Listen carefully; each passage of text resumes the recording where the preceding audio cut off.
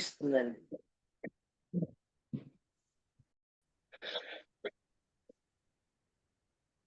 ముందుగా బ్రహ్మర్షి పితామహ సుభాష్ పత్రిజీ గారి యొక్క సోల్ స్టార్ చక్ర ఇన్వైట్ చేసుకుందామండి. సిసారియో మాస్టర్ గారి యొక్క సోల్ స్టార్ చక్ర, జ్వాలాకుల్ మహర్షి గారి యొక్క సోల్ స్టార్ చక్ర, భూమాత యొక్క సోల్ స్టార్ చక్ర, అలాగే మహావతార్ బాబాజీ గారి యొక్క సోల్ స్టార్ చక్ర, అలాగే మహాశివుడు గారి యొక్క సోల్ స్టార్ చక్రాన్ని ఇన్వైట్ చేసుకుంటూ మనమందరం ఈ మీటింగ్ లో ఉన్న అందరి యొక్క సోల్ స్టార్ చక్రతో, వాళ్ళందరి యొక్క సోల్ స్టార్ చక్రంతో అనుసంధానమై మనందరి యొక్క పూర్ణాత్మల్ని ఇన్వైట్ చేసుకుందాము. అలాగే మూల చైతన్యానికి కనెక్ట్ అయి ఉందాము మై డియర్ ఫ్రెండ్స్. అంతా మాస్టర్స్ అందరినీ కూడా, కాంతిలోక వాసుల్ని, సోల్మేట్స్ ని, సోల్ ఫ్యామిలీస్ ని, ఆల్ యూనివర్సల్ అసెండెడ్ మాస్టర్స్ ని, అలాగే ఆస్ట్రల్ మాస్టర్స్ ఎవరైతే మన సహాయ సహకారాలు అందించడానికి భూమి యొక్క అసెన్షన్ లో భాగంగా మనకి సహాయ సహకారాలు అందించే మాస్టర్స్ అందరినీ కూడా ఇన్వైట్ చేసుకుందాము. అలాగే త్రిమూర్తులు, త్రిమాతలు, సప్త ఋషులు, ఋషిపత్నులు, ఇతర ఉన్నత గ్రహవాసులైన ఆండ్రోమెడియన్స్, ఆర్కిటూరియన్స్, ప్లైడియన్స్, లైరియన్స్, సిరియన్స్, వీళ్ళందరూ కూడా భూమి యొక్క అసెన్షన్ లో పాలు పంచుకోవడానికి సిద్ధంగా ఉన్నారు మై డియర్ ఫ్రెండ్స్. వాళ్ళందరినీ కూడా ఆహ్వానించుకుందాం. అలాగే salt pyramids, healing pyramids, healing masters, పేరు పేరున మన అందరి యొక్క పూర్ణాత్మల్ని కూడా ఇన్వైట్ చేసుకుందాం. Higher self పూర్ణాత్మ,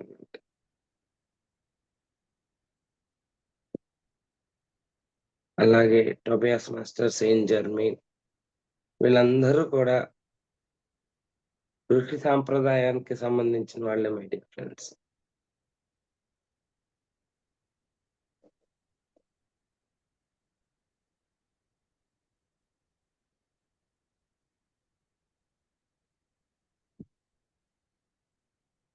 thank you. Okay, start చేసుకుందామండి. చక్కగా అందరికీ శుభోదయం మై డియర్ ఫ్రెండ్స్. మళ్ళా అందరం కలుసుకున్నాం చక్కగాను. ఇవాళ మీరు ఇవాళ క్వశ్చన్స్ అడగాలి. రోజు క్లాస్ అని చెప్పేస్తున్నాను. ఇవాళ కాసేపు క్లాస్ చెప్తాను, ఒక అరగంట. ఆ తర్వాత మనం క్వశ్చన్ ఆన్సర్స్ దాంట్లోకి వెళ్తే, ఇదేం లేదు, నాకేదో తెలిసింది మీకు చెప్తాను, మీకు తెలిసింది నాకు చెప్తాను. సత్సాంగత్యం అనమాట.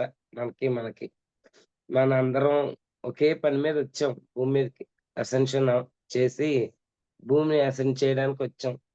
ఈ భాగంలో మనం తెలుసుకుని ఇంకా ఎలా ఎదగాలి, ఎలా సరైన దారిలో నడవాలి, లక్ష్యం వైపుకి ఎలా వెళ్ళాలి, దానికోసం మనం కలుస్తున్నాం అన్నమాట రోజు. సో ఈ దారిలో మనం వెళ్తూ ఉంటే, నిన్న చెప్పాను, తెడ్డేసుకుంటూ ఎదురు నీటికి ప్రవాహానికి ఎదురుగుండా తెడ్డేసుకుని వచ్చాం కష్టపడి. ఇప్పుడు అర్థమైంది, న్యూ ఎనర్జీ ఏం చెప్పుద్దంటే, ఆ తెడ్డుని వదిలేసి పడవలో పెట్టుకుని ప్రవాహం వైపుకి నడిచేయండి. అంటే ఏంటి, ఇంతకు ముందు ఏ దారుల్లో మనం ప్రయాణం చేసి వచ్చామో ఇప్పుడు అవన్నీ మళ్ళీ తిరిగి వస్తాయి. Free flow. ఇంతకు ముందు అక్కడ ఒక సమస్య వచ్చిందంటే జటిలంగా, చాలా కష్టంగా అనిపించేది. ఎలా దాటాలి, ఎలాగ ఈ సమస్యని మనం పరిష్కరించుకుని ముందుకెళ్ళాలి. ధ్యానం చేసే వాళ్ళందరికీ కూడా ఆ సమస్య ఎదురవుతూ ఉంటది. ఆలోచిస్తాం. మామూలోళ్ళు కూడా చేస్తారు. ధ్యానం చేసే వాళ్ళకేంటంటే మంచి ఆలోచనలొచ్చి ఆ సిట్యుయేషన్‌ని దాటుకొని వెళ్ళిపోయే శక్తి మన లోపల ఉంటది కాబట్టి వెంటనే ఈజీగా దాటగలిగేవాళ్ళం. ఈజీగా అంటే ఎదురు ప్రవాహంలో తెడ్డేసుకెళ్ళినట్టే వచ్చాం ఇన్నాళ్ళు. న్యూ ఎనర్జీలో మాస్టర్స్ ఏమంటారంటే, ఆ తెడ్డు తీసి బోట్‌లో పెట్టుకోండి. ప్రవాహానికి ఎదురీదొద్దు. ప్రవాహంతో పాటు మీ ప్రయాణం చేయండి. మరి లోయొస్తేను లోయొచ్చినా మీరు సహ సృష్టికర్తలు గాబట్టి, సహ సృష్టికర్తల స్థితికి మీరు ఎదిగారు గాబట్టి, మీరంతట మీరే సృష్టి చేసుకోండి. ఆ లోయలో పడకండి. రెక్కలు మొలిపించుకోండి. లేతే బోట్‌కి రెక్కలు చేయండి. ఏదో ఒకటి చేసి అక్కడి నుంచి మీకు ఇంకా అపాయం అనేది లేదు జీవితంలో. సృష్టికర్తలైపోయారు. సహ సృష్టికర్తలైనప్పుడు ఆలోచన విధానాలు మారిపోతాయి. శక్తి మనకర్థమైంది. ఎంతటి శక్తివంతులమో మనమందరం. ఇదొక్కటి తెలియాలంటే నక్షత్ర మిత్రులు ఎట్లాగైనా ఖచ్చితంగా చదవండి. నక్షత్ర మిత్రులు బార్బరా బార్బరా మార్సిన్యాకే కదా! బార్బరా మార్సిన్యాక్. నక్షత్ర మిత్రులు పీటర్ రిచల్ కాదు. బార్బరా మార్సిన్యాకే నక్షత్ర మిత్రులు. చదివారండి ఎవరైనా నక్షత్ర మిత్రులు? అది మళ్ళా మళ్ళా చదవండి మేడం. దాంట్లో మనందరం కాంతి దేహదారులని చెప్తాడు. మనం భూమి మీద ఎంత విశిష్టత తే చేసుకొని దిగొచ్చాం ఇక్కడికి. ఏ పని మీదొచ్చాం. ఆ పనిని ఎలా గుర్తుపెట్టుకోవాలి. మన మన డీఎన్ఏలు ఎలా తగ్గించుకొని, మన శక్తుల్ని ఎలా తగ్గించుకొని భూమి మీద దిగాం. ఇప్పుడు ఎలాగా పెంచుకుంటూ మళ్ళా ఎలా ఎదుగుతున్నాం. అన్నీ కూడా నక్షత్ర మిత్రుల్లో చక్కగా వివరంగా ఎంతో అద్భుతంగా మన యొక్క స్టార్ సీడ్స్ ఏ లోకాల నుంచి మనమొచ్చాము, ఎందుకొచ్చాము అన్నీ చాలా సీక్రెట్స్ అన్నమాట దాంట్లో ఉన్నాయి. అది ఎన్ని సార్లు చదివినా అంత కొత్తగా ఇన్ఫర్మేషన్ వస్తూనే ఉంటది. నక్షత్ర మిత్రులు. నక్షత్ర లోకాలు అది కూడా సబ్జెక్టే. కానీ అది వేరే వేరే ఇతర లోకం యొక్క హయ్యర్ ఎనర్జీ సిస్టమ్ హ్మ్. ఆహ్, డైమెన్షన్స్ గురించి చెప్తారు దాంట్లో. సో, ముందు మనకు తెలియాల్సిన నక్షత్ర మిత్రులు. ఆ బుక్ తీసుకుంటే, మనం ఏ ఏ నక్షత్ర లోకాల నుంచొచ్చాము, ఎందుకొచ్చాము, ఆ లోకాల్లో ఏం జరిగింది, ఇవన్నీ కూడా కాంతి అంటే ఏంటి, కాంతికి సంబంధించిన సబ్జెక్ట్ ఏంటి, మనమందరం ఎలాగా ఎంత గొప్పవాళ్ళం మనం. ఎంతోమంది రాలేని పరిస్థితిలో మనందరం చేతులెత్తేసి దూకేసి అంటే సాహసం చేయరా డింబకలాగా సాహసం చేసొచ్చాం. సో, ఆ సాహసం చేసొచ్చినప్పటికీను మనందరికీ తెలియవలసింది ఎంతో ఉంది. ఈ ఈ జీవితంలో. సాహసం చేశామని తెలుసు. వచ్చామని తెలుసు. ఈ జనన మరణ చక్రాల్లో చిక్కుకుంటామని తెలుసు. అన్నీ తెలిసి భూమి భూదేవి యొక్క ఫ్రీడమ్‌కి మనమందరం చేతులెత్తి పరిగెట్టుకొని వచ్చేసాం. ఇవాళ భూమి యొక్క అసెన్షన్‌లో పాలుపంచుకుంటూ, మనం చేసే ప్రతి పనులు కూడా మన కోసమే. మనమే భూమి, భూమే మనం మై డియర్ ఫ్రెండ్స్. సో, దీంట్లో న్యూ ఎనర్జీ అంటే చెప్పాను ఇంతకుముందు మీకు. ఇప్పటి వరకు భూమి మీద ఎన్నడూ లేని ఎనర్జీ ఇది. ఈ సమయంలో వి విశేషమైన ఎనర్జీస్ అది ఇంతకుముందు ఎప్పుడూ లేదు. అలా ఫ్లో అయిపోతుంది. దాన్ని మన శరీరం తట్టుకోవడానికే శరీరాల్లో రకరకాల అనారోగ్యాలు పరంగా మనకి ఆ నొప్పులు, కాళ్ళ నొప్పులు ఎక్కువ మందికి కాళ్ళల్లో వస్తుంది. ఈ మధ్యన బ్రీతింగ్ ప్రాబ్లమ్ వస్తుంది. ఈ ఒక్క నెల నుంచి. ఈ శ్వాస దీనికి. ఎందుకని ఎక్కువ సేపు ధ్యానాలు చేస్తే ఆ ఎనర్జీతో కనెక్ట్ అవుతాం మనం. ఆ శ్వాసతో పాటు మనం కనెక్ట్ అయ్యి, మనం ఎవరో మనం తెలుసుకునే స్థితికి చేరుకునే రోజులొచ్చేసినాయి. ఇంకెక్కడో లేవు. ఎక్కడో ఇంకా వస్తది new energy. Already knew energy జరుగుతుంది భూమి మీద. ఈ సమయంలో మన ఆలోచన విధానాలు 12 జాగృతపు దివ్యపు లక్షణాలు అని టోబియాస్ చెప్తున్నాడు. అది ఇంతకుముందు క్లాస్‌లో మీ అందరికీ వివరించాను. ఆ జాగృత లక్షణాలేంటి? ఆహ్, అసాధారణమైన నిద్ర ఉంది దాంట్లో. ఒక పాయింటు. మనందరం ఆహ్, విపరీతమైన టెన్షన్స్ పడిపోయి ఏ ముందుకే ఏ అనారోగ్యాలు తగ్గట్లేదు. అవన్నీ కూడా ఆ పాయింట్స్‌లో ఉన్నాయి. కొత్త ఉద్యోగాలు చేస్తాము. చేసే పనిలో ఎందుకో ఏడుస్తాం. ఎందుకు ఏడుస్తాం మనకే తెలీదు. అంటే పాత ఇల్లు వదిలేసి కొత్త ఇంట్లోకి వెళ్తున్నాం. అప్పుడు మనకి పాతింటిని వదలబుద్ధి కావట్లే. పాతింట్లో ఉన్న లక్షణాలు కావాలి తెలుసుకున్నాం.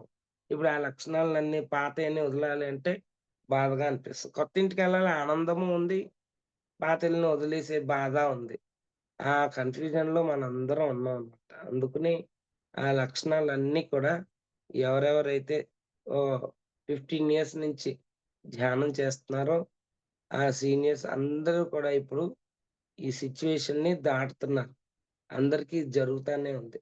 అటు ధ్యానం చేసినా, ధ్యానం పనులు చేసినా, ధ్యానంలో నిమగ్నమైనా, ధ్యానానికి సంబంధించిన వర్క్ చేసినప్పటికీ మనకు కొంచెం శరీరంలో ఒళ్ళినొప్పులని, కొంచెం ఆలోచన విధానంలో తలనొప్పులని అన్ని రకాలువి ఎదుర్కొంటున్నాం.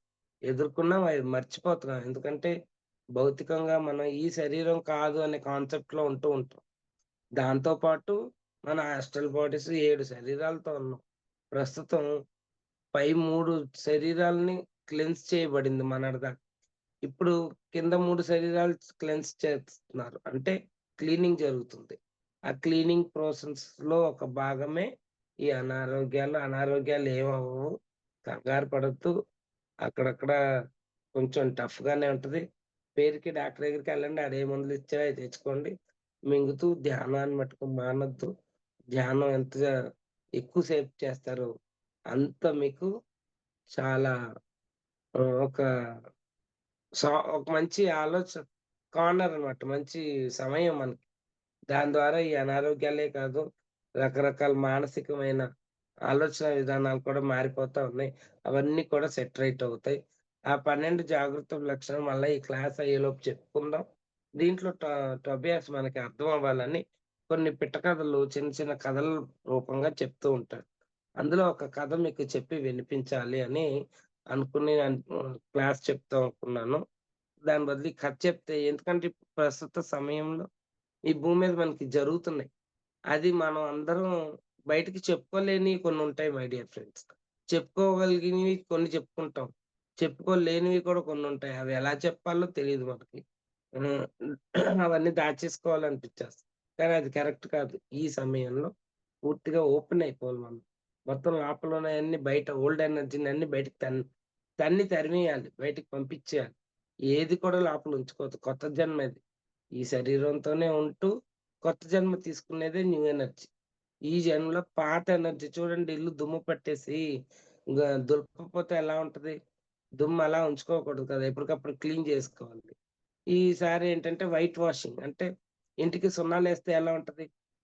పూర్తిగా ఇల్లు మొత్తం ఏ టు జెడ్ ఖాళీ అవుతదనమాట. పాతయన్నీ బయటకి పంపించేయటం. సో, ఆ స్థితిలో మనం ఉన్నాం. దానికి సంబంధించిన కథ ఇది. న్యూసన్ కథ అంటాడు. ఇదొక పిట్ట కథ చెప్తాడు టోబియాస్. మనలాగే న్యూసన్ కూడా ఎన్నో గత జన్మలున్నాయి. శక్తివంతమైన అట్లాంటిస్ జన్మల నుండి ప్రాచీన ఈజిప్ట్ కాలంలో జన్మల నుంచి ప్రపంచమంతటా అనేక చోట్ల జన్మిస్తూ వచ్చింది న్యూసన్. అంటే వచ్చింది అంటే ఒక లేడీ అన్నమాట న్యూసన్ అనేది. ఒక ఒకానొక జన్మలో క్రీస్తు సమకాలంలో కూడా పుట్టింది. ఆ అన్ని జన్మలలో ఆమె ఎంతో అనుభవాన్ని గడించింది. ఎంతో నేర్చుకున్నది. వాటి తాలూకు మచ్చలు, జ్ఞాపకాలు ఎన్నో ఆమె మీద ప్రభావం చూపుతున్నాయి. మనలాగా గత 2000 సంవత్సరాలుగా తీసుకుంటున్న జన్మలలో చాలా శ్రమ పడింది. కష్టాలతో కూడుకున్న జన్మలను వరుసగా తీసుకుంది. చివరిసారిగా రిలీజ్ చేసేసే ఈ జన్మకొచ్చింది. అర్థమైందా ఫ్రెండ్స్? కొన్ని కష్టాలు, జన్మలన్నీ కూడా మన డిజైన్ అంటాం కదా! అంటే మనకే చేతికి ఇస్తారు. ఎలా తీసుకోవాలి? ఆ జన్మని ఇప్పుడు క్వెషన్ పేపర్ ఎలాగ ఏ ఆన్సర్ 4 పేపర్‌లు రాయాలి. అందులో 2 పేపర్‌లు రాసాం కానీ ఫెయిల్ అయిపోయాం. అప్పుడు మిగతా 3 పేపర్‌లో పాస్ అయిపోయాం. ఈ ఫెయిల్ అయిన పేపర్‌లో కూడా 2 ఒక్కసారే రాయలేకపోతే ఏ పేపర్ నువ్వు రాయగలుగుతావో అది ముందు రాయి. ఆ తర్వాత సంవత్సరంలో ఇంకో పేపర్ రాయి. అలా పాస్ అవుతాం. అలా కూడా వీలవుతాయి. ఎప్పుడు పీజీలో పీజీ లెవెల్‌కెళ్ళాక. చిన్న క్లాసుల్లో కాదు. హైయర్ క్లాస్‌కెళ్ళాక ఏం జేస్తారంటే, నీకేది వీలుగా ఉంటే అది చదివి ముందు ఆ పేపర్ రాయంటారు. ఆ పేపర్ రాసాక మళ్ళా బ్యాక్ ఉంచుకుంటాం అన్నమాట రాయలేని పేపర్‌లు. మళ్ళా ఆ పేపర్ రాయొచ్చు తర్వాత కొంతకాలం టైం తీసుకొని చదివి. అట్లాగా ఈ కొన్ని జన్మల్లో కొన్ని నేర్చుకుంటాం. కొన్ని జన్మలో నేర్చుకోలేనివి అట్టే పెట్టుకుంటాం అన్నమాట. తర్వాత జన్మల్లో చేసుకుందాం అని. చేయగలిగితే ఈ జన్మలోనే కానీ అన్నీ ఒక జన్మలో తెచ్చుకోలేం. చాలా కష్టం. అన్నీ ఒక జన్మలో చదవాలి. ఇప్పుడంటే 4 డిగ్రీ 4 కాకుండా 3, 3 సంవత్సరాలది మనం ఒకేసారి రాయలేం. ఒక్కొక్క సంవత్సరం ఒక్కొక్కటి రాసుకుంటూ వెళ్తాం. అర్థమైంది కదా ఫ్రెండ్స్. అట్లాగే జన్మలు కూడా అన్నమాట చదువుకున్నట్టే. తాను తేలికగా కలిసిపోలేని కుటుంబంలో పుట్టింది. అర్థమైందా? తేలికగా కలిసిపోలేని కుటుంబంలో. ఈ పాయింట్‌లో మన ధ్యానులు చాలామంది నేను ఫస్ట్‌లో ఎప్పుడు వినల. తల్లి పిల్లల్ని కొడతది అనేది నేను వినల. మంచికి, చెడుకి మంచి నేర్పించడానికి కొడతది. కానీ క్రూరత్వంగా ప్రవర్తిస్తది పిల్లలతో అనేది నేనెప్పుడు వినల. కానీ తర్వాత ఇక్కడ మనకి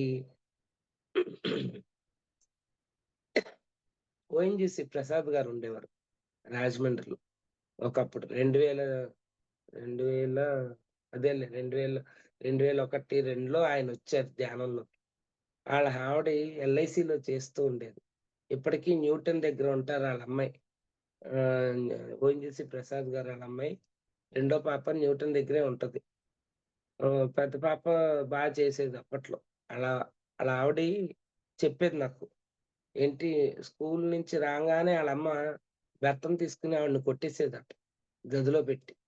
అసలెందుకు కొట్టింది? ఎందుకు ఏం చేస్తుందో ఆవిడకర్థమయ్యేది. ఆళ్ళమ్మకేమన్నా పిచ్చా? లేపోతే ఏమన్నా మతేమన్నా మెంటలా? అని డౌట్ పడ్డాను. అడగలే. అప్పుడు మనకేం తెలీదు కదా! ఆవిడేం చెప్తే అది వినేదాన్ని నేనంతే. ఆవిడలా చెప్తుంటే నమ్మేదాన్ని కాదు. సొంత తల్లి పిల్లల్ని అలా కొడతదా? అని అనుకునేదాన్ని. ఎందుకండి అలా కొడతది మిమ్మల్ని మీ అమ్మగారు? మా అమ్మండి చాలా చెడ్డదండి మీకు తెలీదని. సొంత తల్లేనా? లేపోతే స్టెప్ మదరా? అని అడిగితే, సొంత తల్లే అంట. ఎందుకు కొడతది అంటే, టీనేజ్‌లో ఎవరితోనో పారిపోతదేమో అని అనుకుని రోజు స్కూలు నుంచి రాంగానే ఒక వయసొచ్చాక రోజు కొట్టేదట. అలాగే ఆవిడకి ఆళ్ళ అమ్మ మీద చాలా కోపం అంట ఆ విషయంలో. మళ్ళా అన్నీ చూసుకునేది. తిండి అన్నీ చూసుకునేది. కానీ రోజు గదిలో పెట్టి నేను చెప్పిందే వినాలి అని కొట్టేదట. బాగా బెత్తం కాళ్ళ మీద. అట్లాగా కొట్టి కొట్టి పెంచిందంట ఆవిడని. ఆవిడకి తల్లి మీద విపరీతమైన ద్వేషం. ప్రతిసారొచ్చాక ఆ ద్వేషాన్ని ఎలా తీర్చుకోవాలో ధ్యానం ద్వారా ఎలా మార్చుకోవాలో ఆవిడనావిడ చెప్తున్నా కూడా ఈవిడకి నచ్చేది కాదంట. ప్రతిసారి వాళ్ళ ఇంట్లోనే దిగేవారు ఒకప్పుడు. 2004, 5 అంతా ఓఎన్‌జీసీ ప్రసాద్ గారింట్లోనే. అట్లాగా ఆవిడ చాలా బాధపడి చెప్పేది. ఏంటి తల్లి అలా కొట్టడం ఏంటి అనుకునేదాన్ని. తర్వాత న్యూటన్ గారి క్లాస్‌లు మనకి రాజమండ్రిలో పెడితే ఆ మేడం ఇక్కడే మన గోదావరి జిల్లాలో ఉంటారావిడ. ఇప్పుడు కూడా వస్తున్నారు. ఆవిడ అనుభవం చెప్పింది. అందరిని కూర్చోబెట్టి ధ్యానంలో గతాన్ని క్షమించండి. ఎవరెవరైతే మిమ్మల్ని ఇబ్బంది పెట్టారో వాళ్ళందరిని క్షమాపణ అడగండి అని ధ్యానంలో చెప్తే, అందరూ క్షమాపణ చెప్పి అన్ని అనుభవాలు చెప్తుంటే ఒక ఆవిడ మట్టుకు ఏడుస్తుంది. ఎందుకు ఏడుస్తున్నారమ్మా? మా అమ్మ నాకు చిన్నప్పుడు మిరియాలు నూరేసి కంట్లో పెట్టిందండి. నేను క్షమించలేకపోతున్నానండి మా అమ్మని. నేను మా అమ్మని క్షమించనండి నేను. నాకెంత బాధ పెట్టిందో మా అమ్మ. చిన్నప్పుడు ఎత్తుకోమని అడిగిందంట ఆళ్ళమ్మని నడుస్తూ ఉంటే. కొన్ని రోజుల క్రితమే తండ్రి పోయాడట. తండ్రి పోవడం దుఃఖంలో తల్లుంది. కానీ ఈ చిన్న పిల్లల్ని తండ్రి పోతే దుఃఖంలో ఉంటారు కదా! భర్త పోతే. ఈ పిల్లలు మారం చేస్తే కొట్టటం మానేసి పిల్లని గబగబా లాక్కెళ్ళి మిరియాలు నూరి కంట్లో పెట్టిందంట. ఎంత బాధ కదండీ అది. అది ఆ పిల్ల మర్చిపోలేక ఆవిడిప్పుడు ఇంకో డిగ్రీ చదివే పిల్లకి తల్లిప్పుడు ఈవిడ. అంత పెద్దయ్యాక తల్లిని క్షమించలేను అంటుంది. ఎందుకు అంటే, నాకు చిన్నప్పుడు మిరియాలు నూరి కారం కళ్ళల్లో పెట్టేసింది. మరి న్యూటన్ గారు శిష్యులే అప్పుడు. న్యూటన్ గారు చివరి వారం వచ్చారంతే. మేము 18 వారాలు చేసాం క్లాసెస్ ఇక్కడ. హ్మ్. స సత్యసాయి కళ్యాణ మండపంలో ఇప్పుడు. మొన్న ఎక్కడైతే జరుగుతున్నాయో క్లాసులు గోదావరి రోడ్‌ని అందులో అన్నమాట. 2016, 15, 16లో జరిగినవి.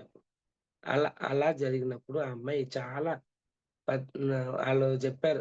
"అమ్మా నువ్వు తల్లిని క్షమించకపోతే నువ్వు ఎదగడం కష్టం ధ్యానంలో. నువ్వు బయటికి రావాలి దాంట్లో నుంచి.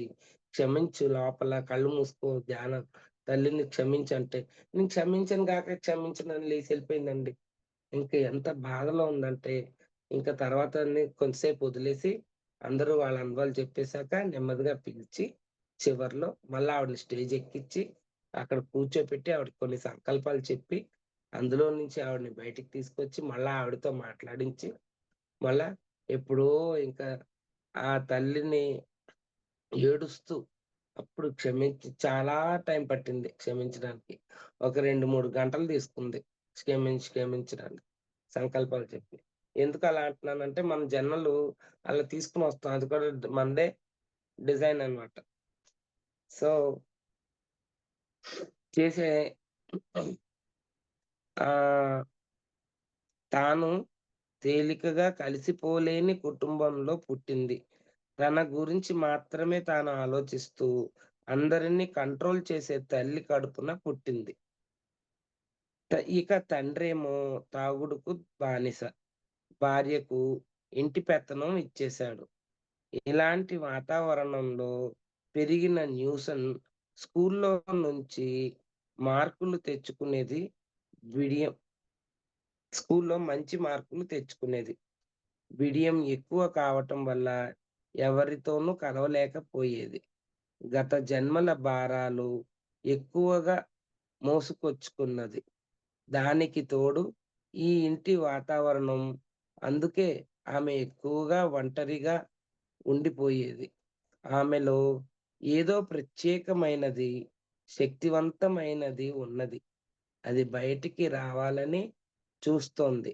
కానీ ఇంకేదో ఆమెను వెనక్కు లాగుతోంది. చూసారా? ఈ స్థితి మనందరిలో కూడా జరుగుతూ ఉంటది అప్పుడప్పుడు. మనలో చెప్పుకోలేని కొన్ని కార్నర్స్ ఉంటాయి లోపల. అవి అలా దాచేస్తూ ఉంటాం. బయటికి చెప్పం. అలాగని చెప్పడానికి ఇష్టపడం. అలాగని అదేంటో కూడా అర్థం కాదు ఒక్కొక్కసారి. దుఃఖం, బాధ అన్నీ లోపల కలుగుతూ ఉంటాయి. బయటికేమో నవ్వుతూ చక్కగా హ్యాపీగా ఉన్నట్టుంటాం. ఇలాంటి కోణాలన్నీ స చాలా మంది జీవితాల్లో ఇది మన డిజైనే అని నేను చెప్తూ ఉంటాం కదా! దానికి తగ్గట్టే ఈ కథలో న్యూసన్ కూడా చెప్తుందనమాట. ఆ ఇంటి వాతావరణంలో ఇమడలేక న్యూసన్ చిన్న వయస్సులోనే ఇల్లు విడిచి బయటికి వచ్చేసింది. కాలేజీలో ఒక కుర్రాన్ని ప్రేమించాననుకున్నది. గర్భవతి అయ్యింది. చిన్న పిల్ల కదా భయపడింది. అబార్షన్ చేయించేసుకున్నది. అబార్షన్ అంటే ఒక ప్రాణిని చంపటం అవుతుందని ఎవరో చెప్పగా విన్నది. తాను శిశుహత్య చేశానని, పాపం చేశానని ఫీలయ్యింది. ఆ పాపభారం ఆమె మనసు మీద బాగా పనిచేస్తోంది. అర్థమైంది కదా ఫ్రెండ్స్! దీని వివరం చెప్పక్కర్లేదుగా నేను. తను పెళ్లి చేసుకుంది. పెళ్లి చేసుకోలా. ఒక బాయ్ ఫ్రెండ్‌తో తిరిగింది. కన్సీవ్ అయింది. అది అబార్షన్ చేయించేసుకుంది. దానికి చాలా ఒక అబార్షన్ అంటే ఏంటి? ఒక జీవిని చంపడమే అన్నమాట. అది శిశు హత్య పాపం అని తను చాలా ఫీలయ్యి ఆ ప్రభావం తన మనసు మీద బాగా పనిచేసిందన్నమాట. కాలేజీ చదువు చక్కగా పూర్తి చేసుకున్నది. తనను నిజంగా ప్రేమించే వ్యక్తి అప్పుడు దొరికాడామెకు. ఈ జన్మలో కలవాలని ఒప్పందం చేసుకున్న వ్యక్తి అతను. వాళ్ళిద్దరూ పెళ్లి చేసుకున్నారు. పిల్లలు పుట్టారు. సంసారంలో ఏవేవో కష్టాలు వస్తూనే ఉన్నాయి. సారీ. ఆర్థికంగా మరో విధంగా భార్య, భర్త అన్న, పిల్లలన్న న్యూసన్‌కి చాలా ప్రేమ.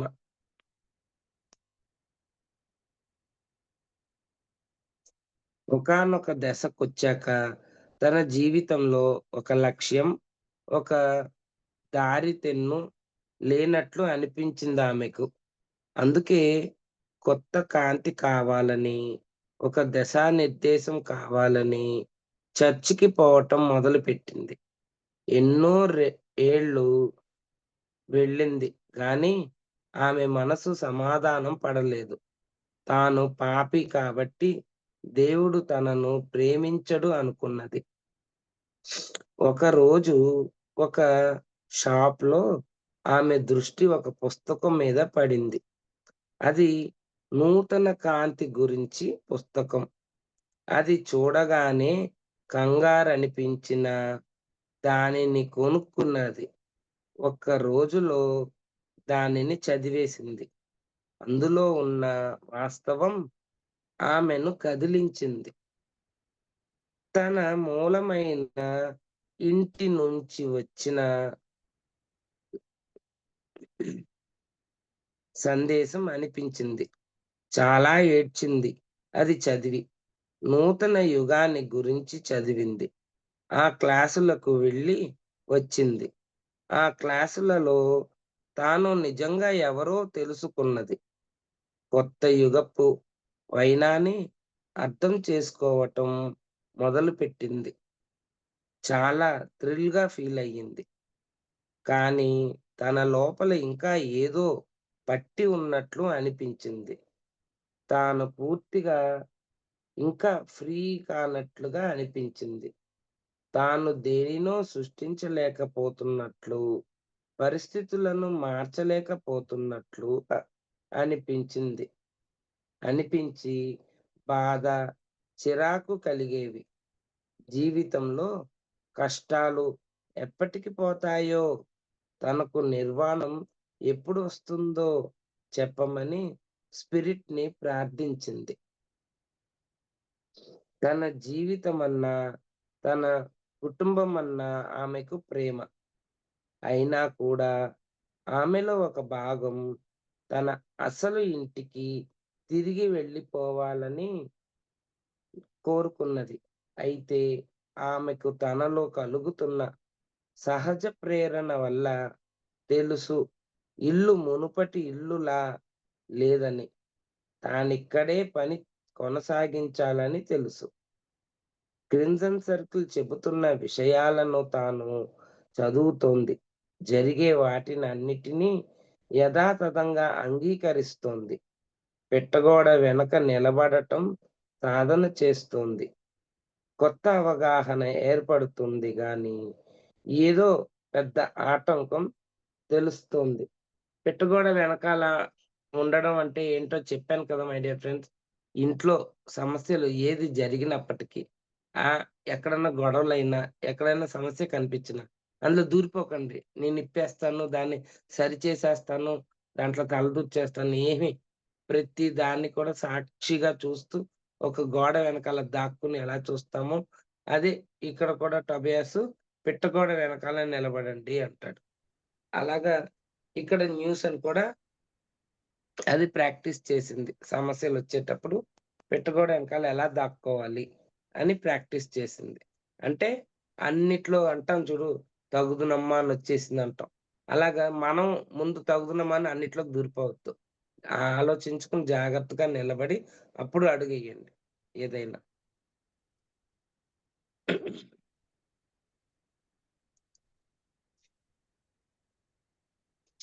మన మానవతత్వం, మన మానవతత్వాన్ని మనం అంగీకరించినట్లయితే మన దివ్యతత్వం మనకు బోధపడుతుంది. ఇదే ఇప్పుడు నేర్చుకోవలసిన పాఠం. ఈ మాటలకు అర్థమేమిటో చూద్దాం. న్యూసన్ ఎన్నో అనుభవాలను ఈ జన్మలోకి తెచ్చుకున్నది. ఈ భూమి మీద తాను తీసుకున్న వేల జన్మల నుంచి బాధ, దుఃఖము, అపరాధ భావము అన్నీ తెచ్చుకున్నది. ఈ జన్మలో తాను చేసిన వాటికి కూడా అలాంటి భావాల మేలో ఉన్నాయి. భావాలు ఆమెలో ఉన్నాయి. తన తండ్రి తాగుడుకు, బలహీనతలకు తనను తాను నిందించుకున్నది. తండ్రి పట్ల తనకు తిరస్కార భావన ఉన్నది. కాబట్టి తాను ఆయనను ప్రేమిస్తున్నట్లు ఆయనతో చెప్పలేకపోయింది. తల్లి పట్ల తనలో కోపమున్నది. తల్లిని పేక నులిమేస్తున్నట్లుగా ఊహించుకుంటూ తృప్తి పడేది. చూసారా? కోపం ఉంది అవతల వ్యక్తి మీద. ఆడిని చంపేసి, కొట్టేసి, గుచ్చేసే అంత కోపం అన్నమాట. కానీ వ్యక్తపరచకుండా దాచేసుకొని లోపల బాధపడుతుంది తల్లిని అలాగా. ఇవన్నీ తాను చేసిన తప్పులుగా ఆమె భావించింది. సో, అదంతా ఏంటండి మై డియర్ ఫ్రెండ్స్, నేను తప్పు చేశాను అన్న భావన పెరిగిపోతుంది ఆవిడలో. ఆవిడ చేసే తప్పని ఆవిడకి తెలిసినా దాన్ని తట్టుకోలే. అది ఒక అనుభవమే కదా! ఇప్పుడు మనం ధ్యానంలోకొచ్చాం. ప్రతీదీ ఒక అనుభవంగా తీసుకోవాలి. తప్పు చేశాను, నేను పాపం చేశాను, ఇలా చేశాను అనుకుంటే మనల్ని మనం అది దహించి వేస్తూ ఉంటది. చదువుకునే రోజుల్లో స్నేహితులతో కలవలేకపోయింది. తనలోని కాంతి వారిని తన వైపు ఆకర్షించింది. స్కూల్లో తనతో చదువుకునే పిల్లలు హీలింగ్ కోసం తన దగ్గరకు వస్తే తనకు చేయటం చేతనై కూడా బిడియం వల్ల చెయ్యలేదు. అబార్షన్ చేసుకుని శిశుహత్య చేశానన్న బాధ భర్తను ప్రతిసారి ప్రమోషన్ వచ్చే సమయానికి ఏదో ఒకటి జరిగి అతని ఉద్యోగం పోయేది. అటువంటప్పుడు అతనికి సపోర్ట్‌గా తాను నిలబడలేకపోయానన్న వ్యధ, తన బిడ్డలకు మంచి తల్లిగా ఉండలేకపోయానన్న బాధ, వాళ్ళను సరిగ్గా పట్టించుకోలేదు. ఒక్కోసారి వాళ్ళను తిట్టుకునేది. వాళ్ళ సమస్యలను పరిష్కరించకపోగా, నాతో మాట్లాడొద్దు అంటూ విసుక్కుని గదిలో వెళ్లి తలుపులేసుకునేది. అంటే పిల్లలతో విసుక్కునేదనమాట. అవన్నీ తాను చేసిన తప్పులుగా ఫీలయి బాధపడసాగింది. తనలో దేనినో కొనుక్కో కనుగొనాలని ప్రయత్నించింది. అందుకనే చర్చ్‌కెళ్ళింది. అయితే తనెంత పనికి మ తని తనింత పనికిమాలిన పని చేసింది కాబట్టి, ప్రభువు తనతో మాట్లాడడని అనుకున్నది.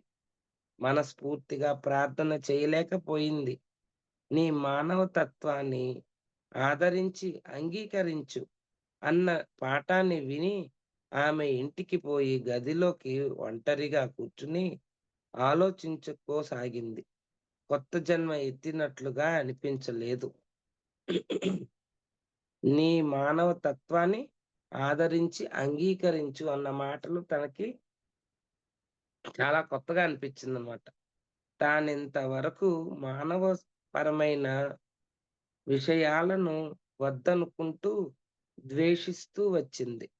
తాను కొంచెం పై స్థాయికి వెళ్ళగలిగితే ఈ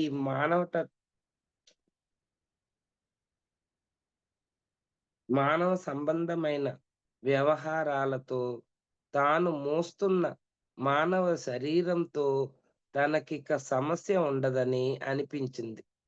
ప్రశ్నను తన లోపలికి వే వేసుకోమని, ప్రశ్న బయలుదేరిన చోటికే ఆ ప్రశ్నను పంపమని, అంటే మన లోపల ఎక్కడి నుంచో ఆ ప్రశ్న ఉదయించిందో అక్కడికే దానిని పంపమని క్రిమ్సన్ సర్కిల్‌లో నేర్చుకున్నది ఆమె. ఆ ప్రశ్న ఎక్కడి నుంచి బయలుదేరిందో మనకు తెలియకపోయినా, మన లోపలి నుంచే వచ్చిందని తెలుసు కనుక, దానిని తిరిగి మన లోపలికే వెయ్యాలి. అందుకే గదిలో కూర్చుని తనను తాను ప్రశ్నించుకున్నది. నా మానవతత్వాన్ని ఎలా అంగీకరించాలో నాకు తెలీదే. నా గత జన్మలోకి వెళ్ళి లెక్క చూసుకోవాలా? లేకపోతే ఆ ప్రక్రియలో ఎక్కువ సేపు గడపాలా? అని ప్రశ్నించుకున్నది. అక్కర్లేదు అని సమాధానం వచ్చింది తన లోపల నుంచి. బయటి నుంచి కాదు. తన లోపలి నుంచి మంచం మీద పడుకుని ప్రశ్నించుకున్నది తనను. తన మానవతత్వాన్ని ఎలా అంగీకరించాలి అని తన మానవతత్వాన్ని తానంగీకరిస్తే, తన దివ్యాత్మను తాను తెలుసుకోగలుగుతుంది. ఆ ఆశతోనే ప్రశ్న వేసుకుంది. సమాధానం పెద్దగా స్పష్టంగా వచ్చింది తన లోపల నుంచి. చాలా సరళమైన చిన్న సమాధానం అది. నీ పట్టును వదిలేయి. నీవు పట్టుకోనున్న దాన్ని వదిలేయి చాలు అని వచ్చింది. ఆమె అలాగే చేసింది. బిగించుకోనున్న పిడికిలిని తెరిచేసింది. దేనినో ఇంకా పట్టుకోనున్నది. ఏ భావాలనో, ఏ నమ్మకాలనో, ఏ అభిప్రాయాలనో ఆ పట్టును రిలీజ్ చేసేసింది.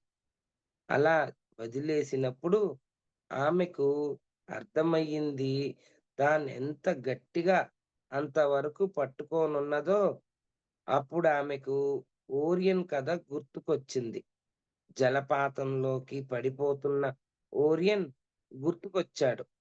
నా గురించి నాకేమి అభిప్రాయాలున్నాయో వాటన్నిటిని రిలీజ్ చేయాల్సిన సమయం వచ్చేసింది.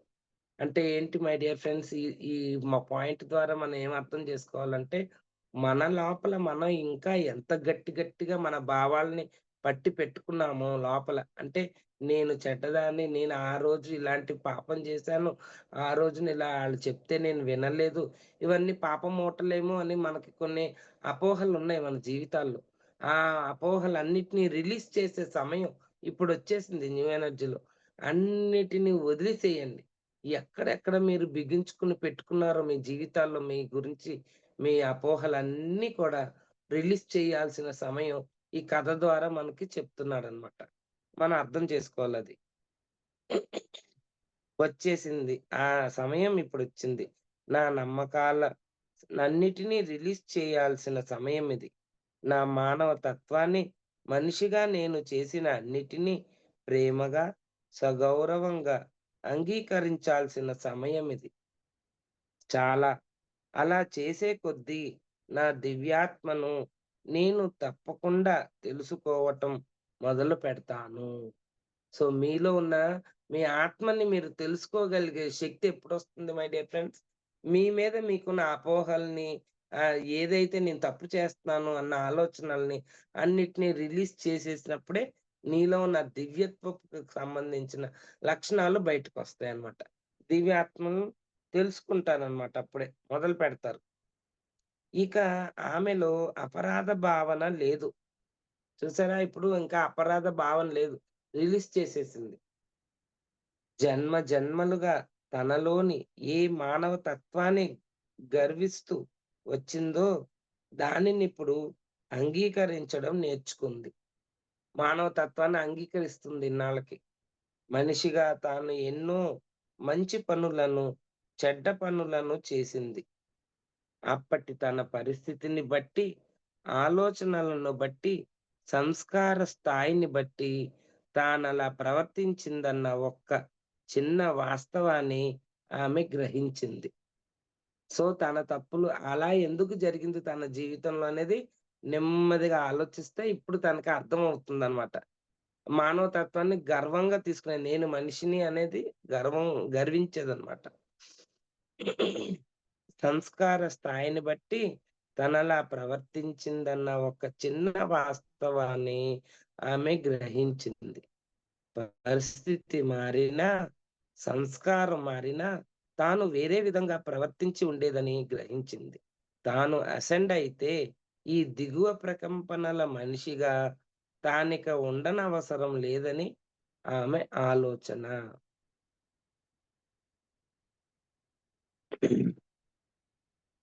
తొలి సృష్టి వెలుపలకి వచ్చి, చివరికి మానవ శరీరంలోకి వచ్చినప్పుడు, అంత దిగువ ప్రకంపనలోకి వచ్చేసరికి మనం షాక్ తిన్నాము. జన్మల పర్యంతం ఈ శరీరాన్ని మోస్తూనే ఉండాలని మనకు తెలుసు. తొలి సృష్టి అంచుల దాటి నందుకు ఈ మానవ శరీరమే ఒక శిక్షగా ఫీలయ్యాము. అయితే అది శిక్ష కాదు. కనుక మనం ఇలాంటి ఆలోచనలను, నమ్మకాలను వదులుకోవాలి. ఇదే మనమిప్పుడు అలవరుచుకోవలసింది. ఆ దిశగా మనం ప్రయత్నం అంటూ చేస్తే దానిని నేర్చుకునే పరిస్థితులు మనకు ఏర్పడుతూ వస్తాయి. మన మీద మనకు ఎలాంటి అభిప్రాయము లేకుండా ఉండే పరిస్థితి, తప్పు చేశానన్న ఫీలింగు మనలో లేకుండా ఉండే పరిస్థితి, మన సంపూర్ణత్వానికి మనం అంగీకరించే పరిస్థితి మనకు ఏర్పడుతుంది. మాయతెరకు ఆవలి వైపున ఉన్న వారందరూ ఏంజెల్స్, ఆర్కేంజెల్స్, స్పిరిట్, పరమాత్మ అందరూ మానవులుగా మనలను అంగీకరిస్తున్నారు, ప్రేమిస్తున్నారు. మన ప్రతి ఆలోచనను, ప్రతి చర్యను, ప్రతి భావాన్ని ప్రేమిస్తున్నారు. పరమాత్మకు అనంతమైన అనురాగం మనమంటే. ఇది మంచి మార్గం. ఇది తప్పుడు మార్గం అన్న తేడా స్పిరిట్‌కు లేదు. వ ఉన్నదల్లా కొత్త మార్గం. ఆ మార్గాన్ని మనం సృష్టిస్తున్నాం. స్పిరిట్‌కి అలాంటి తేడా లేనప్పుడు మనకు ఆ తేడా ఉండకూడదు. మనం కాబోయే టీచర్లం కదా! మన మానవతత్వాన్ని మనం అంగీకరించాలి. న్యూసన్ తన నమ్మకాలను, అపరాధ భావనను, బాధను రిలీజ్ చేసేసి, మనిషిగా తాను చేసిన ప్రతి దానిని బేషరతుగా అంగీకరించి, తనను తాను క్షమించేసుకుంది. తనని తాను క్షమించుకుంది. ఒకప్పుడు తనలో అపరాధ భావన ఉండేది. నేను తప్పు చేశాను. నేను ఒక బిడ్డని కని చంపేశాను. కనల. కనకముందే చంపేశాను. అబార్షన్ చేసుకుంది కదా! అది చాలా పెద్ద నేరంగా తలిచింది తన జీవితంలో. ఇప్పుడేం చేసింది? అదంతా కూడా ఒక అనుభవమే. శరీరపరంగా తను తనని ఒప్పుకుంది ఇప్పటికి. ఇన్నాళ్ళకి ఇయన్నీ జరిగాక. తాను క్షమించేసుకుంది. అలా చేసి, అలా చేసే కొద్దీ ఆమె తన దివ్యత్వాన్ని అర్థం చేసుకోవటం మొదలుపెట్టింది. ఆ రిలీజ్ చేసేసిన ఫీలింగ్‌లో ఫీలింగ్‌తో ఆమె మెలకువగా రాత్రి నుండగా ఆమె ఒక కొత్త విషయాన్ని గ్రహించింది. తాను భవిష్యత్తులో జీవిస్తున్నది భయంతో కూడుకున్న భవిష్యత్తును తాను ఇంతకాలం సృష్టించుకుంటూ వచ్చింది. చూసారా? భవిష్యత్తుని భయంతో సృష్టించుకుంటూ వచ్చింది. రోజు రోజు రోజు నేను తప్పు చేశానన్న ఫీలింగ్‌తోనే, అపరాధ భావనతోనే జీవిస్తూ ఉండింది చానాళ్ళు. అదే ఇప్పుడు అనుకుంటుందన్నమాట. భయంతో కూడుకున్న భవిష్యత్తును తాను ఇంతకాలం సృష్టించుకుంటూ వచ్చింది. భవిష్యత్తులో తాను కట్టవలసిన ఇంటి అద్దె, కరెంటు లాంటి బిల్లుల గురించి తాను దిగులు పడుతుందని ఆమెకు అర్థమయ్యింది. అసలా బిల్లులు ఇంకా ఏర్పడనే లేదని గ్రహించింది. తనకేదైనా రోగం వస్తుందేమోనని ఆమెకు దిగులు. ఇవేవి ఇప్పుడున్న వాస్తవాలు కావు. తాను పనికిమాలినది అనే భావనను ఆమె భవిష్యత్తులో అలా చూసుకుంటున్నది. నేనిక వర్తమానంలోనే జీవిస్తాను. రూపుదిద్దుకొని భవిష్యత్తు గురించి నేనిక భయపడను అని ఆమె నిర్ణయించుకున్నది. పిట్టగోడ వెనక నిలబడి అన్నిటినీ స్వీకరించే కొద్దీ ఆమె వర్తమానంలో జీవించసాగింది. తన అపరాధ భావన, బాధ, గతం వీటిపై తన పట్టు వదిలేసి, తాను వర్తమానంలో జీవిస్తున్న ప్రతి క్షణంలోనూ దివ్య క్షణాన్ని సృష్టిస్తున్నానని గ్రహించిందామె. తనను తాను నమ్మటం మరోసారి నేర్చుకుంటుందామె. ఇప్పుడామె బాహ్యంగా స్పిరిట్‌ను ఏదో చేసి పెట్టమని అడగటం లేదు. ఆమె అంతర్గతంగా పెరుగుతుంది. తనలోనే స్పిరిట్ ఉన్నదని, అది దివ్య క్షణాన్ని ఎప్పుడూ అందిస్తూనే ఉన్నదని, తానే దానిని ఇంతకాలం అడ్డుకుంటూ వస్తుందని ఇప్పుడు ఆమె గ్రహించింది. చిన్నప్పుడు ఎలాగైతే తనలోని కాంతిని తానే అడ్డుకుంటూ, తాను చెయ్యగలిగ గలిగిన సాయాన్ని కూడా బోధ రూపంలో, హీలింగ్ రూపంలో చెయ్యలేదో, ఈ దివ్యక్షణం విషయంలో కూడా ఇంచుమించు తను అలాగే ప్రవర్తించింది. తాను ఎందుకు కొరగాని దానిని అన్న భావన వల్ల అలా చేసింది. ఆ భావనను ఇప్పుడు రిలీజ్ చేసేసింది. తనను తాను నమ్ముకోవచ్చునని, దివ్యక్షణం తనకు అందుతుందని ఆమె ఇప్పుడు గ్రహించింది. ఎన్నో కొత్త కొత్త విషయాలను గ్రహించింది. అవగాహన తీసుకుంది. ఆమె జీవితం మారిపోసాగింది. దైనందిన జీవితంలో కుటుంబికు కుటుంబీకులతో గాని, స్నేహితులతో గాని, ఉద్యోగంలో గాని ఎదురయ్యే పరిస్థితులు అలాగే ఉన్నాయి. వాటిల్లో ఎలాంటి మార్పులు లేవు. కానీ ఆమె మారిపోయింది. మార్పు పరిస్థితులలో కాదు, ఆమెలో వచ్చింది. ఎన్నడూ ఊహించని విధంగా ఆమె దగ్గరికి హీలింగ్ కోసం రాసాగారు చాలామంది. ఇంకెవరినో ఛానెల్ చేసి జ్ఞానబోధ చెయ్యమని వాళ్ళామెను కోరలేదు. దివ్య మానవునిగా రూపొందిన ఆమె కోసమే వచ్చారు వాళ్ళు. తనను తాము ఎలా హీల్ చేసుకోవాలో ఆమె వారికి నేర్పింది. మనం ఇతరులకు హీల్ చేసే పని ఇంతవరకు చేసినా ఇక మీదట చేయకపోవటం మంచిది. ఎందుకంటే మనం హీల్ చేసే కొద్దీ వాళ్ళు మన మీద ఆధారపడడానికి అలవాటు పడిపోతారు. వాళ్ళు తమంతట తాము ఉండగలగాలంటే హీలింగ్ ఎలా చేసుకోవాలో వాళ్ళకు మనం నేర్పాలి. అప్పుడు వాళ్ళు సరియైన ఆలోచనలతో ఎదుగుతారు. మనం హీల్ చేశామనుకోండి, వాళ్ళు నెగెటివ్ ఆలోచనలతో ఆ అనారోగ్యాన్ని తిరిగి తెచ్చుకుంటారు. ఎనర్జీ పని తీరుతెన్నులు అర్థమయ్యేలా చేసి, ఎలా హీల్ చేసుకోవాలో నేర్పాలి. తమ ఆలోచనలతో రోగాన్ని తెచ్చుకుంటున్నామన్న సంగతి గ్రహించి, ఆలోచించే విధానాన్ని నెమ్మదిగా మార్చుకుంటారు. ఇది బ్రాకెట్‌లో పెట్టింది మేడం. ఇది హీల్ చేయొద్దని. హీల్ చేసే కొద్దీ అవతలోళ్ళకి ఏం తెలీదు. చక్కగా హీల్ చేయించుకుంటారు. మళ్ళా ఆలోచనలు మార్చరు. మళ్ళా అనారోగ్యాలు తెచ్చుకుంటారు. సో, అందుకని హీలింగ్ అనేది వద్దండి. నేర్పించండి ఆళ్ళకెలా వాళ్ళని హీల్ చేసుకోవాలో అని చెప్తుంది మేడం. అంటే డి. రేవతిదేవి మేడం రాసారు కదా! ఈ బుక్కు. అందుకని ఆ మేడం అంటున్నాను నేను. మనందరి సామూహిక అనుభవాన్ని ఒక చిన్న కథలో పెట్టాడు టోబియాస్. రిలీజ్ చేస్తూ ఎప్పుడైతే బిగించి పిడికిలిని విప్పుతామో అప్పుడు మనకు అర్థమవుతుంది. మనకిక ఉపయోగపడని వాటిని అంటే నమ్మకాలను, ఉపయోగపడని నమ్మకాలు, మత విశ్వాసాలు ఇవన్నిటిని మనమెలా ఇంతకాలం పట్టుకు వేలాడామో, మన భౌతిక శరీరంలో వచ్చే ఎన్నో నొప్పులు మన పాత మత విశ్వాసాలకు సంబంధించినవి.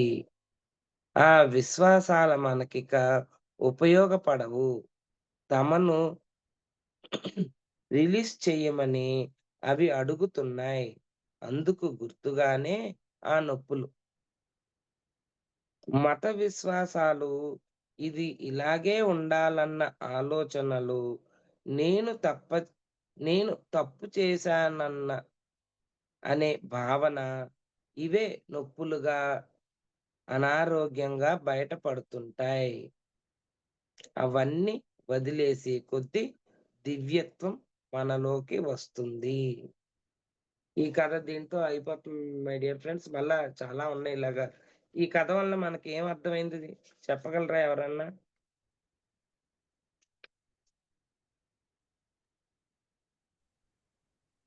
ఈ స్టోరీ వలన మనకి అర్థమయ్యింది. డౌట్స్ ఏమన్నా ఉన్నాయా? హీలింగ్ మనకు మనమే చేసుకోవాలి మేడం గారు. ఎవరి మీద ఆధారపడకూడదు. అవును. మనలో ఉన్న ఆ బిగించుకుపోయిన తత్వాన్ని రిలీజ్ చేయాలి హ్మ్. ముందు. రిలీజ్ చేయాలి. ముందు అది. మనం పాత భావాలన్నీ బయటికి నెట్టేయాలి. అపరాధ భావాలన్నీ నెట్టేయాలి. నెట్టేయాలి బయటికి. హ్మ్. హ్మ్. కొత్తగా అది మనం చాలా మంది చేయక దానివల్ల అనారోగ్యాలు ఫీల్ అవుతున్నాం మనం. హ్మ్. హ్మ్. నొప్పులన్నీ కూడా మనం రిలీజ్ చెయ్యకే. హ్మ్. నేను తప్పు చేశాననో, లేపోతే ఆ సమయంలో నేను ఇలా ప్రవర్తించాననో, అన్ని మన మీద హ్మ్. మన భావాల్ని రుద్దేసుకుంటున్నాం. మనల్ని మనం దిగజార్చేసుకొని హ్మ్. అట్టడుగు స్థాయికి వెళ్ళిపోతున్నాం. నేనెందుకు పనికిరాను, నేను ఎటువంటి ఉపయోగం లేదు నా వల్ల. అందరూ హ్మ్. మనల్ని తిట్టారనుకో ఆళ్ళకి అప్పచెప్పేస్తాం. "నువ్వు పెద్ద ఎదవవే, నువ్వు దేనికి పనికిరావు" అంటాడు ఎవడో ఒకడు. అవునేమో హ్మ్. అనుకుంటాం. అలాంటివి చెయ్యొద్దు. ఎవడు హ్మ్. ఎలాగన్నా అనుకోనిగాక. మన గురించి మనం పూర్తిగా తెలుసుకొని, మన ఆ భావాలన్నిటిని వదిలిపడేసి, కొత్త హ్మ్. ఎనర్జీలోకి మనం అడుగిడదాం. మనల్ని హ్మ్. అన్నిటిని రిలీజ్ చేసేద్దాం. అది ఈ స్టోరీలో వచ్చింది భావం మై డియర్ ఫ్రెండ్స్. ఆహ్, ఇంకా మనం ఎవరన్నా చర్చించుకుందామా? అంటే డిస్కస్ చేసుకుందాం. చెప్పండి అంకుల్. మరి నమస్తే. చెప్పండి. పరిస్థితులు కాదు మారాల్సింది. మారాల్సింది మనమే. అవును. పాయింట్ మనం అది. మారాలి. హ్మ్. ఆ! అది ఎలా ఉందో ఆ అలాగా మార్పెలా మనం రావాలి? ఆ మార్పెలా రావాలంటే మనకు మనమే మారాలంటే ఎలా మారాలి అని చాలా మందికి తెలియట్లా. ఎలా మారాలి? సెల్ఫ్ ఏం మారాలి? ఎక్కడ మారాలి? ఎవరికీ తెలీదు. ఆళ్ళని వాళ్ళు సెల్ఫ్ బాగా చెక్ చేసుకోవాలి. కులంకషంగా చదువుకోవాలి. అదే సెల్ఫ్ చెక్ చేసుకోవాలి. ఆ! సెల్ఫ్ మనం చెకింగ్ మనం బాగా చేయాలి. మనం ఏ స్థితిలో ఉన్నామో మనకే తెలుస్తుంది.